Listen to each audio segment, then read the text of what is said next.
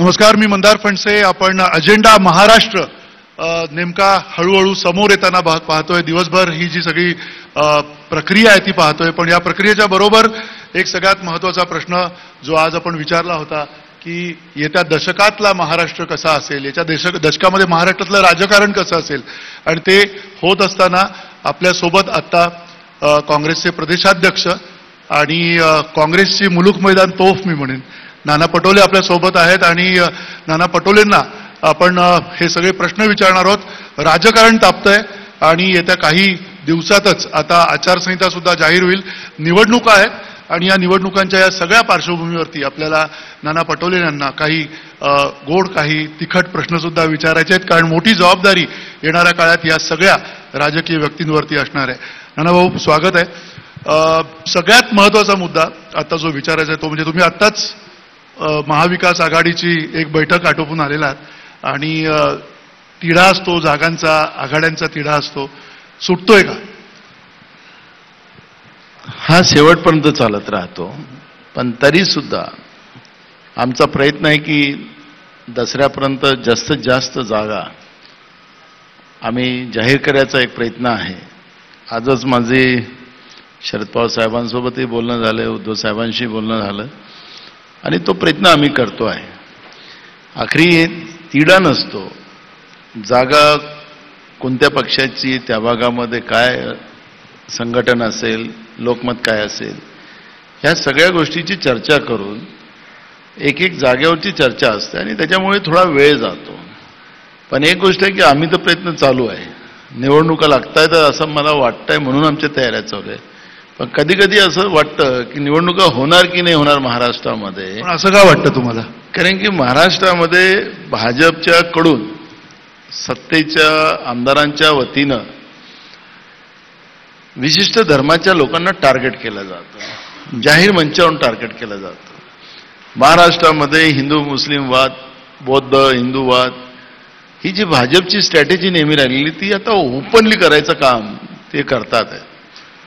अनेक पोलीस स्टेशनमध्ये यांच्यावर गुन्हे दाखल झालेत पण ते काही थांबायला तयार नाही. तुम्ही हा मुद्दा काढला म्हणून तुम्हाला विचारायचं. कारण आता अलीकडेच देवेंद्र फडणवीसांनी म्हटलं की वोट जिहाद झाला गेल्या लोकसभेच्या सगळ्या निवडणुकांमध्ये. तुम्हाला असं वाटतं की महाराष्ट्रामध्ये वोट जिहाद झाला? बघा, या महाराष्ट्राची ओळखच शाहू फुले आंबेडकरांची आहे. संविधान निर्मात्याची कर्मभूमी राहिलेली आहे. समतेचा संदेश देणारे शाहू महाराज याच महाराष्ट्रातल्या भूमीचे आणि देशालाच नव्हे तर जगाला संदेश दिलेला आहे. वोट जिहाद होऊ शकतो असं राज्याचा गृहमंत्री म्हणू शकतो हे तर या महाराष्ट्रासाठी लाजरवाणी बाब आहे. संविधानी पदावर बसणारी व्यक्ती असे बोलू शकतात. खरं तर त्यांनी या महाराष्ट्राची क्षमा मागितली पाहिजे. कारण की ज्या पद्धतीनं राज्याचा गृहमंत्री अगर असा बोलत असेल, देवेंद्र फडणवीस ठीक आहे व्यक्ती म्हणून, त्यांनी काय बोलायचं, राजकीय काय राजकारण करायचं आहे, त्या व्यक्तीने या पद्धतीचं वक्तव्य करावं. आणि म्हणून काँग्रेसने त्याच्यामधली मागणी अशी केली की देवेंद्र फडणवीसनी पहिले महाराष्ट्राची त्यांनी माफी मागावी. आणि या पद्धतीने राहिला लव जिहादचा प्रश्न. ते गेले 7.5 वर्षापासून म्हणजे महाराष्ट्रातल्या सगळ्यात जास्त गृहमंत्री कोणी राहिला असेल अशी परीक्षा झाली विद्यार्थ्यांमध्ये तर आमचे मित्र देवेंद्र फडणवीसाचं नाव आहे. मग तुम्हाला थांबवली कोणी? महाराष्ट्रामध्ये लव जिहाद होत असेल तर तुम्हाला थांबवलं कसं? का नाही कारवाई केली? त्याला राजकारण तुम्ही आणि निवडणुकीच्या तोंडावर असं बोलत असाल तर हा धडधडीत अपमान करण्याचा अधिकार तुम्हाला संविधानिक पदावर बसून कोणी दिला तुम्हाला? आणि म्हणून त्यांचं ते वक्तव्य मी त्यांना मित्र म्हणून सल्ला देईल, तुम्हाला राजकारण कुठल्या भाषेत करायचं करा, पण मताला लव जिहाद तुम्ही वोट जिहाद म्हणत असाल तर ही गंभीर बाब आहे. मताचा अधिकार प्रत्येक व्यक्तीला त्याला कोणाला द्यायचं आहे त्याला अधिकार आहे. गुप्त मतदान पद्धती आहे. पण संविधानिक पदावर बसून अगर देवेंद्र फडणवीस अशा पद्धतीचं वक्तव्य करत असेल तर ही माफी नाही होऊ शकत. पण तुम्ही त्यांचं म्हणणं असं आहे की ज्या पद्धतीनं लोकांनी मतं दिली गेल्या लोकसभेमध्ये ती एक धार्मिक अधिष्ठान ठेवून दिली. लोक हे जे आहेत आणि मी अगदी स्पष्ट म्हणेन की मुस्लिम मतदार जो आहे तो मुस्लिम मतदार हा स्वतः ठरवून आला की ह्याच पक्षांना द्यायचंय आणि या पक्षांना नाही द्यायचंय किंवा महायुतीला ती मतं जाणार नाहीत, महाआघाडीलाच जातील. मतदान कोणाला बंदुकीच्या नोकीवर नाही दिलेलं गेलेलं आहे. सरकार योगायोगाने त्यांचंच होतं. मला कोणाला मतदान मारायचं हे माझा अधिकार आहे. हो, स्वतःचा मुलगा मुलगी किंवा बायको असेल तर तिलाही जबरदस्ती नाही करताय. तिला कोणाला मत मारायचं ते मारतेच आहे. पण अशा पद्धतीचं बघा, आता उद्या आम्ही म्हणले की मी हिंदू आहे, बघा आमच्या संतांनी सांगितलं की अमुकाला मतदान करा, तर मग त्याला काय म्हणणार आपण? असं कोणी कोणाच्या म्हणण्याने होत नाही महाराज. लोकांना आपलं मत मारायचा अधिकार आहे आणि असं वक्तव्य ह्या महाराष्ट्रात अजिबात होऊ शकत नाही. देशाच्या काही कोणा केलं जातं, प्रधानमंत्री स्वतः बोलतात, तर त्यांचं गुजरातमध्ये ते चालत असेल, पण महाराष्ट्रामध्ये या वाक्याला कुठेही क्षमा होऊ शकत नाही. आणि म्हणून ते छत्रपती शिवाजी महाराजांची प्रतिमा त्या ठिकाणी मालवणमध्ये पडल्यानंतर त्यांनी एकट्यानेच माफी मागितली नाही. म्हणजे आता त्यांना काय प्रॉब्लेम आहे मला माहित नाही. अजित पवार माफी मागून झाली, स्वतः नरेंद्र मोदी माफी मागितली, एकनाथ शिंदे माफी मागतात आहेत, पण देवेंद्र फडणवीस माफी मागत नाही. ते एकदम मी राजा आहे असं वागत असतील. मी काही बोललो विदर्भात देवेंद्र फडणवीस विरुद्ध नाना पटोले अशी आत्ताची लढाई आम्हाला दिसते, कारण तुम्ही त्यांच्यावरतीच आता रोख धरून ठेवला. मी जास्त नाही त्यांच्या वाक्यावर मी अडलेलो. मी काही माझं मित्र आहेत ते तुम्हाला सगळ्यांना माहिती आहे, पण जे बोलतायत ते महाराष्ट्राच्या अपमान होत आहे. आणि महाराष्ट्राचा अपमान कोणी करत असेल, तो मित्र असेल तरी त्यांना मला सल्ला देता येतं. ऐकायचं नाही ऐकायचं तो त्यांचा प्रश्न. तुम्ही सल्ला दिलाय त्यांना, पण त्याबरोबरीनं पुन्हा एकदा ज्या महाविकास आघाडीच्या सीट शेअरिंगवरती, जागा वाटपांवरती आपण आलो होतो, अलीकडे तुमची बैठक झाली आणि तिथेही तुम्ही तुमचे मित्रच म्हणजे ज्येष्ठ पत्रकार आणि राजकारणी संजय राऊत यांच्यावरची तुमची थोडीशी काहीतरी एक तिकडे नोकझोक झाली असं आम्ही ऐकतोय, सूत्रांची माहिती. असं नाही आहे, ते पण चांगले बाहेर निघाले, मी पण चांगला बाहेर निघालो. कपडे दोघांचे चांगलेच होते, काही फाटले तर नव्हतेच ना. पण ते काय असतं की आम्ही सध्या महाविकास आघाडी म्हटलं की सध्या काही माध्यमांना, आपल्याला नाही म्हणत मी, काही माध्यमाला ते असं असतं की काही झालं नाही तरी ते चढवून बळवून सांगायचं, अशा पद्धतीचं काही प्रयत्न सुरू झालेले आहेत. पण मी तुम्हाला सांगतो की महाविकास आघाडीमध्ये मग संजय राऊत साहेब असतील, मी असेल, जयंत पाटील असेल, मी मलाही सांगितलं की स्वतः शरद पवार साहेबांशी मी आज सकाळी माझं बोलणं झालं, या सगळ्या विषयावर सामंजस्याने मार्ग काढणं आणि कुठल्याही परिस्थितीत महाराष्ट्रातलं हे जे सरकार आहे आत्ताचं, हे असंविधानिक सरकार आहे, महाराष्ट्रद्रोही सरकार आहे, हे सरकार शिवद्रोही सरकार आहे आणि गुजरात धार्जनी सरकार आहे. आणि म्हणून हे सरकार सत्तेतून बाहेर काढणं हाच महाविकास आघाडीचा एकच धर्म आहे आणि तो आम्ही प्रामाणिकपणे आमचे सगळे पार्टनर आम्ही त्या पद्धतीनं पूर्ण करतो. पण तुम्हाला असं वाटत नाही की ज्या जागांवरनं तुम्ही सुद्धा विदर्भामध्ये थोडेसे नाराज होतात, शिवसेनेने त्या जागा मागितल्या, कसं काय धोरण असणार आहे? म्हणजे जागा देताना तुम्ही विदर्भ आमचा, काँग्रेसचा, शिवसेनेचा असं काही वाटप केलंय, अशा पद्धतीनं काही धोरण ठरवलं? नेमकं धोरण काय तुमचं? मेरिटच्या आधारावर निर्णय होते आणि त्याप्रमाणे विदर्भाचा कौल स्वाभाविक आहे काँग्रेसकडे आहे. आत्ताच्या झालेल्या लोकसभेतही ते आपल्याला दृष्टिक्षेपात आलेलं आहे. त्याच्यामुळे स्वाभाविक आहे की विदर्भात जास्त जागा आहे काँग्रेसलाच मिळते. विदर्भामध्ये काँग्रेसला जास्त जागा असणार हे स्वाभाविक आहे तुमचं म्हणणं, पण त्याच्यामध्ये शिवसेनेने ज्या काही मागितलेल्या जागा आहेत त्याच्यावर विचार विमर्श चालू आहे. त्यांचं मेरिट असेल तर त्यांना देता येईल. जसं कोकणामध्ये शिवसेना मोठा पक्ष आहे, त्या ठिकाणी कोकणामध्ये जास्त जागा शिवसेनेला मिळणार. आघाडीमध्ये मोठा पक्ष कुठला? आघाडीमध्ये मोठा भाऊ आम्ही 288 जागा महाविकास आघाडी म्हणूनच आम्ही लढू. कोण मोठा कोण लहान असं राहणार नाही. पण मोठा भाऊ तुम्ही आहात आघाडीमध्ये? नाही, मी उंचीनं मोठा हो असं म्हणताय. संख्येने आघाडीतल्या जागा सर्वाधिक तुमच्याकडे 288 जागा म्हणूनच आम्ही लढू आणि सगळ्या जागा कशा निवडून आणता येईल याच्यावरचा प्रयत्न करू. पण किमान संख्या तुम्ही सांगू शकता? कारण तुम्ही जवळजवळ आज आपल्याला त्याचं काउंटिंग झालेलं नाही, पण शेवटीच्या दिवशी ज्यावेळेस मी पवारसाहेब, उद्धवजी असतील, जेव्हा आम्ही तुमच्या समोर येऊ त्यावेळेस आम्ही सांगू की महाराष्ट्राच्या जनतेला की बाबा या पद्धतीच्या जागा या पक्षाला आम्ही सोडलेल्या आहेत, जसं लोकसभेमध्ये आम्ही केलं होतं. पण ही जी जागांची सगळी रस्सीखेच होती, लोकसभेला सुद्धा ती बऱ्या प्रमाणात सांगलीचं उदाहरण देता येईल, काँग्रेस आणि शिवसेना.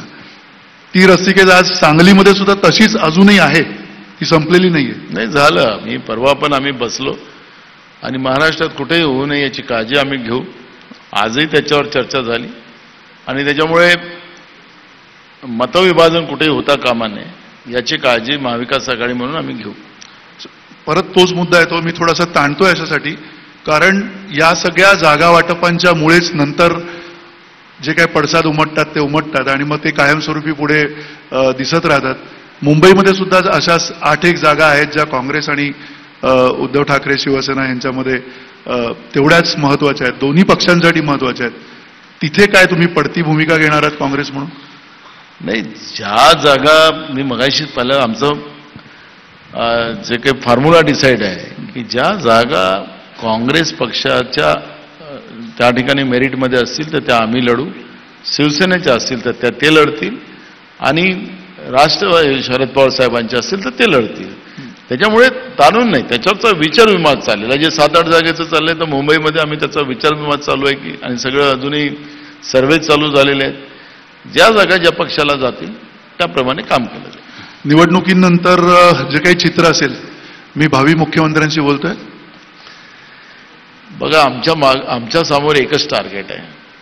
महाराष्ट्रातलं हे जे महाराष्ट्र द्रोही सरकार आहे याला सत्तेतून बाहेर काढणं हा पहिलं आमचं टार्गेट आहे.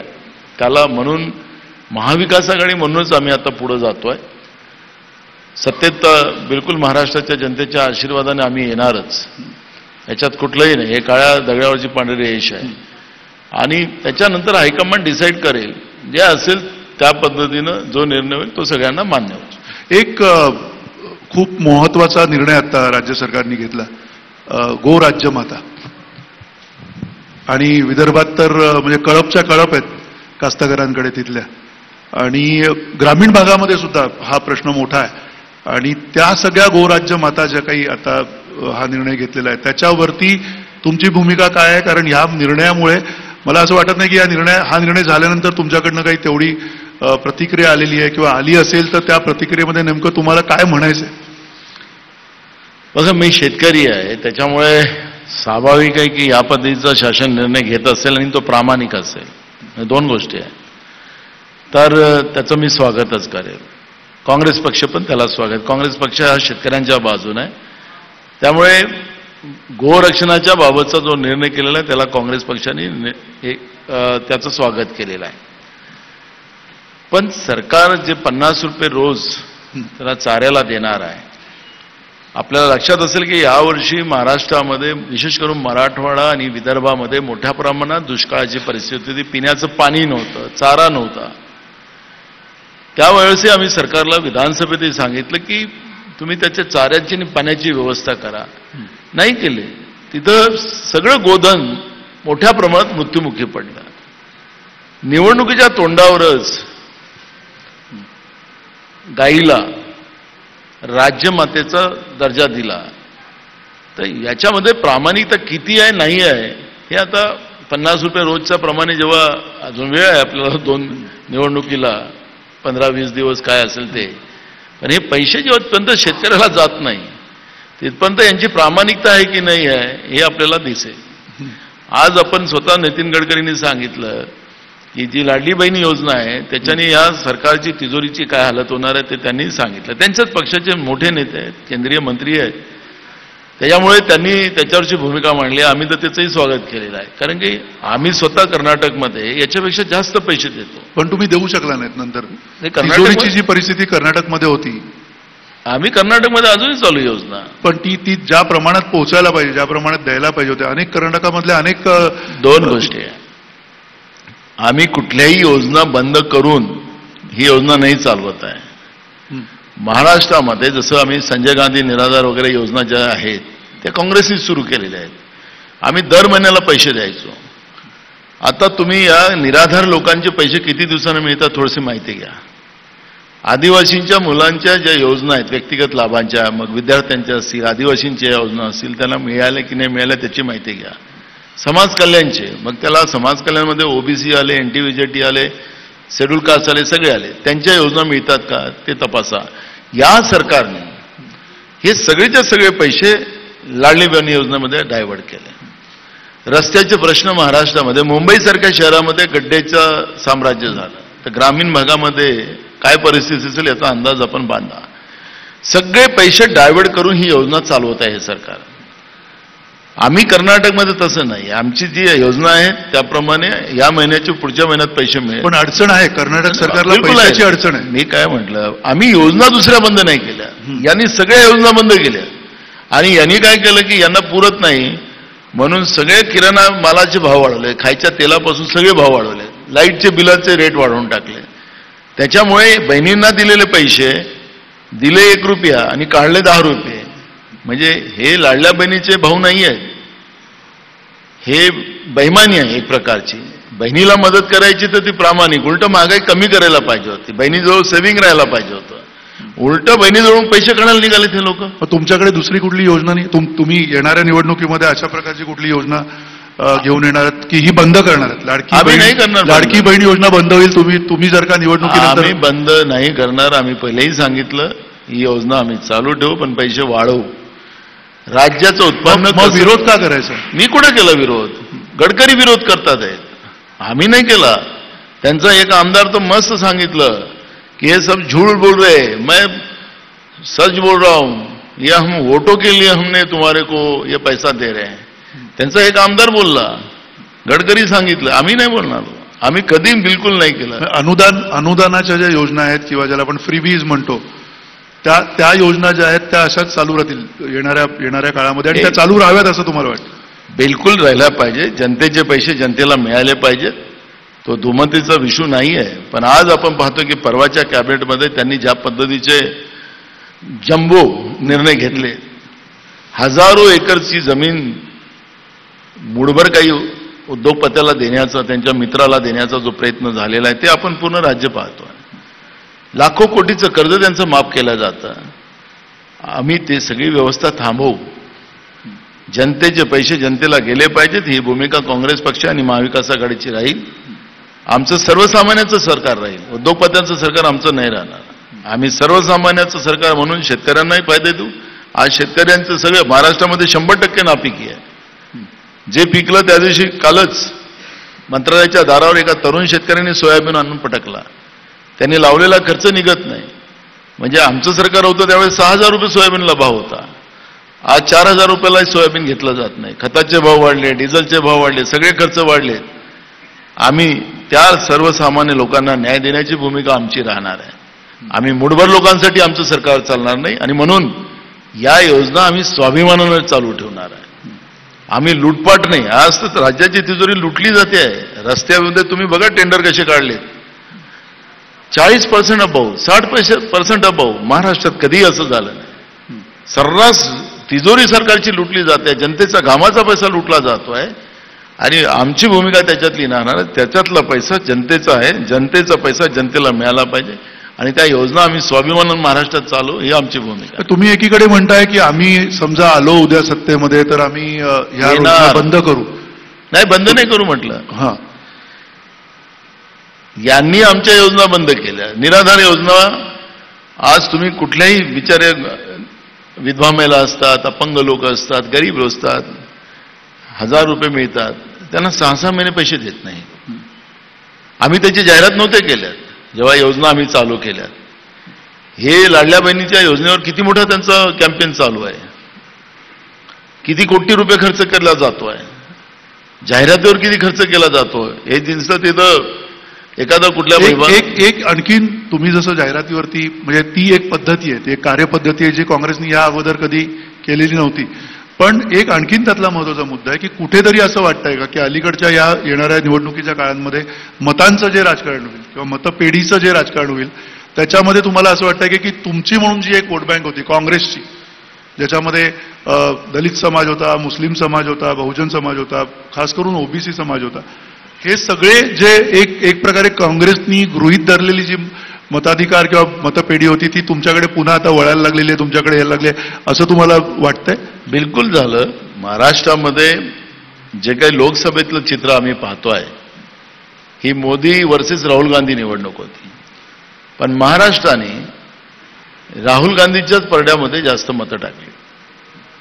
आता महाराष्ट्रामध्ये ही दुसरी जी आता विधानसभेची निवडणूक होते आहे, ज्या पद्धतीनं महाराष्ट्राला या सरकारने लुटलं आणि सगळे उद्योग गुजरातला पाठवले, जी बुलेट ट्रेन तो लाखो कोटी रुपये खर्च करून राज्याच्या जनतेच्या घामाचे पैसे ते गुजरातच्या फायद्यासाठी केली जाते आहे आणि सगळे उद्योग मुंबईचे तिकडे ओढण्याचा जो प्रयत्न सुरू झालेला आहे ते महाराष्ट्रातली. पण काय हरकत आहे, म्हणजे मुंबईच्या सह पश्चिम भारत अख्खा जर का सुधारला, सगळा पश्चिम भारत जर का पूर्णपणे समृद्ध झाला तर काय हरकत आहे? आम्ही कुठं म्हटलंय महाराष्ट्राचा सगळा विकास व्हावा.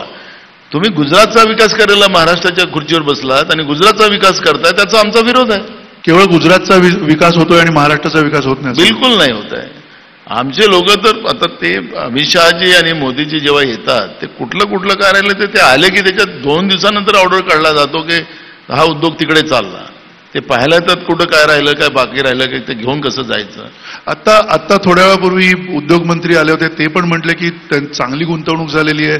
दाओसला गेले होते त्यावेळेला मोठी गुंतवणूक आलेली आहे, 50,000 कोटीच्या वरचे प्रकल्प त्यांच्याकडे इकडे आलेले आहेत. असं असताना तुम्ही हे केवळ जे गेल्या वेळेला तुमच्यावर आरोप झाला होता की संविधानाच्या संदर्भातला चुकीचा नरेटिव्ह काँग्रेसने चालवला, मला त्या उद्योग मंत्र्याला किंवा या सरकारला प्रश्न विचारायचा आहे की तुमच्याबरोबर आलेले उद्योगपती हे इथून घेऊन गेलेले, त्याच्यावर किती खर्च आहे तुम्ही फक्त एवढं दाखवून द्या. महाराष्ट्राने किती खर्च आहे, किती लोकांनी जावं. हे जवळपास 100 लोक गेले दाऊसला. किती लोकांनी, बाहेरच्या लोकांनी उद्योग महाराष्ट्रात आणले, म्हणजे इंटरनॅशनल लेवलवरून किती उद्योग आले त्याचा एक आकडा यांनी जाहीर दाखवा. जे नेले त्यांना तिथं सांगितलं हे इन्व्हेस्ट करा, दाखवा, बाकीचं पाहू. महाराष्ट्रामध्ये आज बेरोजगारीचा त्यांना आकडा विचारा. हे म्हणतात ना उद्योग आम्ही आणलेत, मग राज्यामध्ये बेरोजगारी कशी वाढत चालली. मी तुम्हाला सांगतो एक साधा फॉर्म्युला आहे त्याच्यातला. राज्य अगर औद्योगिक प्रगतीवर असेल, हे म्हणतात ना फडणवीसही सांगतात, एकनाथ शिंदेही सांगतात, आता तो उद्योग मंत्री पण सांगत आहे, जे राज्य अगर उद्योगात प्रगती केली असेल तर त्या राज्यातली बेरोजगारी आपोआप कमी होते. महाराष्ट्रातली बेरोजगारी देशामध्ये सगळ्यात जास्त वाढलेली आहे. त्याचं उत्तर का देत नाही? मग उद्योग आणले तर ते काय चालतात की नाही चालत, पण फक्त सबसिडीज त्यांना दिली जाते राज्यातल्या तिजोरीतून. कुठले उद्योग आणले? आज जे उद्योग महाराष्ट्रामध्ये आहे ते पण यांच्या लुटारू पद्धतीमुळे, ब्लॅकमेलिंगमुळे ते राज्यातले उद्योग बाहेर चाललेले आहेत. आणि मी या सरकारला दम असेल ना, या सरकारने श्वेतपत्रिका जाहीर करावी, सांगावं की आमच्या काळात इतके उद्योग आणले, एवढे रोजगार आम्ही दिले आणि किती उद्योग गेलेत राज्यातून, त्याचं एक श्वेतपत्रिका काढावी. म्हणजे तुम्हाला दूध का दूध पाणी का पाणी होईल. निवडणुकीची भाषणं आणि सरकार चालवत असताना केलेली पापं, निवडणुकीची भाषणं काही होऊ शकतात, पण सरकार चालवत असताना तुम्ही केलेली पापं ही लपत नाही, हे रेकॉर्डवर राहतंय. मी तुम्हाला सांगतो की हे जेवढं किती खोटं बोलतात हे सगळं रेकॉर्डवर येणार आहे. आणि काय हे फक्त मंत्री आहेत म्हणून यांना सगळं माहिती असते? सरकारमध्ये आमचे पण लोक आहेत ना, अधिकारी प्रशासनामध्ये आमचेही लोक आहेत, आम्हाला पण पूर्ण अद्ययावत रिपोर्ट आहे त्याचा. हे सरकार नसेल सांगायचं श्वेतपत्रिका आम्ही विरोधक म्हणून काढू यांची की हे पाप यांनी केली, किती उद्योग महाराष्ट्रातून गेले, त्याचे परिणाम काय झालेत, किती बेरोजगारी महाराष्ट्रामध्ये वाढली, आम्ही काढू. म्हणजे तुमचा येत्या निवडणुकीतला जो विषय असेल मुख्य, तो केवळ बेरोजगारीचा असेल, ग्रामीण महाराष्ट्राचा असेल. अलीकडे एक घटना घडली महाराष्ट्रामध्ये, एक खूप वाईट घटना घडली होती. त्याच्यानंतर तो जो त्यातला नराधम होता त्याला ज्या पद्धतीनं पोलिसांनी तिकडे पोलिसांची मुठभेड झाली आणि त्याच्यात तो तिथे मारला गेला. तुम्हाला असं वाटतं की ही जी घटना जी आहे ही त्या अनुषंगाने झाली की त्या घटनेमध्ये तुम्ही ज्या पद्धतीने विरोधकांनी सुद्धा जी भूमिका घेतली होती ती भूमिका सामान्य लोकांना पटली नाही असं तुम्हाला वाटतं? बघा, अक्षय शिंदेला का मारलं त्या नराधमाला असा प्रश्न आम्ही विचारलाच नाही. ते सत्तेतले लोक स्वतः बंदुकीचे फोटो काढून की आम्ही कसं मारलं त्या नराधमाला हेच दाखवत फिरताय. आमचं म्हणणं असं आहे की ते ट्रस्टी त्या शाळेचे केतन तिरोडकरनी जी जनहितयाचिका टाकलेली आहे मान्य हायकोर्टात, त्याच्यामध्ये त्या संस्थेबद्दलचे एलिगेशन आहेत. ते एलिगेशन फार बोलके आहेत, ते समजण्यासारखे आहेत. त्याची म्हणजे फिल्म तयार करणं, मुलींचे शरीराचे पार्ट विकणं, ह्या सगळ्या गोष्टीची माहितीच्या अधिकारातल्या याच्यामध्ये ते केतन तिरोडकरनी जी जनहिताची टाकली आहे ती बोलकी आहे. मी तुम्हाला सांगतो, हे गांभीर्याने घेण्यासारखं आहे. यांची बंदूक, आता बंदूक घेऊन अगर राज्याचा गृहमंत्री हे करत असेल तर पोलिसांची गरजच नाही ना. महाराष्ट्रात पोलीस कशाला पगार द्यायचे? गृहमंत्र्यांनीच कोणाला फायरिंग करून टाकायचं. हे बोर्ड पण तुम्ही त्या बोर्ड लावलेले या सरकारने गृहमंत्र्याचे, त्याचं अगर कोणी स्वागत करत असेल तर हे महाराष्ट्र नाही आहे. हे असं होऊ शकत नाही. एक आमचं म्हणणं आहे की तुमच्या दम असेल ना तर त्याच्या मागं, कारण की अक्षय शिंदेच्या आईवडिलांनी जो आरोप केलेला आहे ते सांगतात की असली गुन्हेगारांना लपवण्यासाठी माझ्या मुलाचा खून ह्या लोकांनी केला असा आरोप आहे. हे काही आमचा आरोप नाही आहे, विरोधकांचा आरोप आहे का? त्यांचा आहे. वस्तुस्थिती का नाही? माननीय हायकोर्टाने आता हे सगळे प्रश्न त्याच्यामध्ये विचारलेले आहे. सरकार का उत्तर देत नाही? त्यांचं पोलीस प्रशासन का उत्तर देत नाही? आम्हाला गुन्हेगारी समोर नसतं, कारण की हे पाप पुढच्या काळात घडता कामा नये. विरोधक म्हणून आमची भूमिका आहे. आमच्या राज्यामध्ये सावित्रीबाई फुलेंच्या महाराष्ट्रामध्ये आमच्या मुली सुरक्षित नाही, 3 वर्षाच्या 5 वर्षाच्या मुली सुरक्षित नाही. हे कधी भूषणावू नाही होऊ शकत. जे कोणी असेल त्याला अक्षय शिंदेसारखं एन्काउंटर करून मारा, आम्ही तुम्हाला समर्थन करतो. हे आमचं. तुम्ही एन्काउंटर कल्चरला समर्थन करता? एन्काउंटर कल्चरला सुद्धा तुम्ही समर्थन करता? मग आम्ही विरोध करतो अक्षय शिंदेच्या ह्याच्यात असं ते सांगतात आहे. आम्ही नाही केला विरोध, आमचा कुठेही मुद्दा नाही. पण हे पाप संपलं पाहिजे. हे नराधाम आमच्या 3 वर्षाच्या 5 वर्षाच्या कोळ्या मुलीने अजून जग पण पाहिलं नाही, त्यांच्यावर अत्याचार करत असेल त्याचं समर्थन कसं करता येईल? आता एन्काउंटरला त्यांचं समर्थन आहे, ते लोक करतातच आहे ना. उपमुख्यमंत्र्यांच्या हातात बंदूक दाखवलीच जात आहे ना, तर त्यांनी केलेलं आहे. एक तुम्हाला वैयक्तिक प्रश्न विचारायचा आहे मला. त्याचं कारण ही जी सगळी अभूतपूर्व अशी परिस्थिती महाराष्ट्रातल्या राजकारणामध्ये निर्माण झाली, ज्या राजकारणामध्ये आधीचे शत्रू होते ते आता मित्र झालेत, आधीचे मित्र होते ते सगळे आता शत्रू झालेले आहेत. विरोधक म्हणूया, शत्रू हा शब्द कदाचित मी चुकीचा वापरला, राजकीय विरोधक झालेत. कदाचित आणखीन नवीन काहीतरी समीकरणं येणाऱ्या काळात होतील, आपल्याला माहीत नाही. पण तुमच्यावरती जो वैयक्तिक एक त्यावेळेचा आक्षेप होता की तुम्ही त्यावेळेला अध्यक्षपदाचा राजीनामा दिला नसता तर परिस्थिती वेगळी असती, संविधानिक परिस्थिती वेगळी असते, आणि अजूनही तो जो सगळा वेगवेगळ्या पद्धतीनं खटले जे न्यायालयामध्ये चालू आहेत ते प्रलंबित आहेत. मंदार, चांगला प्रश्न विचारला आणि महाराष्ट्रासाठी हा महत्वाचा प्रश्न आहे. लोकांमध्ये अजूनही त्या विषयाचा संभ्रम आहे. मी तुम्हाला सांगतो, मी महाराष्ट्राचा शेवटच्या टप्प्यापर्यंत प्रत्येक कानाकोपऱ्यामध्ये गेलो. लोकांमध्ये एक चीड आहे की पहिल्यांदा आम्ही महाराष्ट्रामध्ये 105 आमदार या भाजपला निवडून दिलं आणि म्हणून लोकशाहीची हत्या या लोकांनी जाणीवपूर्वक केली. 105 आमदारांच्या आकड्यावर जे लोकशाहीला न शोभणारे आमदाराला विकत घेऊन, म्हणजे जनमत विकत घेऊन, आमदार विकत घेणं म्हणजे जनमत विकत घेणं. जनमत विकत घेऊन आम्ही काही करू शकतो, भ्रष्टाचाराने पैसे कमवून, जनतेचे पैसे लुटून आम्ही काही करू शकतो. आणि जे संविधानिक पदावर बसलेले त्यावेळेचे तत्कालीन राज्यपाल भगतसिंग कोश्यारी, एकनाथ शिंदेचं पत्र काय होतं ते रेकॉर्डला आलेलं आहे. एकनाथ शिंदेचं पत्र होतं की माझ्या जीवाला धोका आहे आणि म्हणून राज्यपाल महोदया मला सुरक्षा पुरवली पाहिजे. आता भगतसिंग कोश्यारी राज्यपाल तत्कालीन, त्यांनी काय केलं, ते सुरक्षा मागितली, त्याला मुख्यमंत्री म्हणून त्याला बोलावून घेतलं.